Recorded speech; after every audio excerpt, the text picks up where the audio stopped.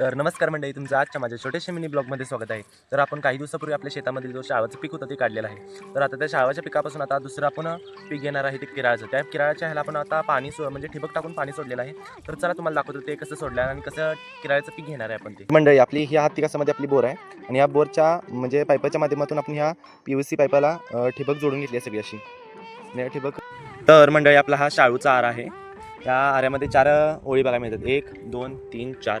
या 4 ओळीमध्ये 2-2 ओळींचा ठिबक 2-2 ओळीच्या मध्ये ठिबक टाकलेले आहे आणि ते ठिबक अशा प्रकारे टाकले आहे की जेणेकरून दोन्ही ओळीला पाणी मिळेल, इकडे तिकडे पाणी पोचतं. अशा प्रकारे ठिबक टाकले आहे आपल्या सगळ्या शेतामध्ये.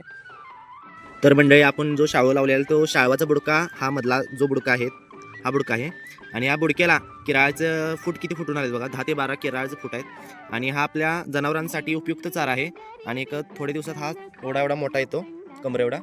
तर मंडळी, आपलं जे ठिबकचं पाणी आहे ते अशा प्रकारे एक एक थेंब पडत जातं बरं का, आणि पाणी हे दोन्ही ओळीच्या मध्ये पडलं जातं जेणेकरून दोन्ही ओळीला पाणी पोहोचतं. तर मंडळी, आजचा व्हिडिओ कसा वाटला ते कमेंट बॉक्समध्ये सांगून जावा आणि जाता जाता फॉलो आणि सबस्क्राईब करायला विसरू नका. धन्यवाद.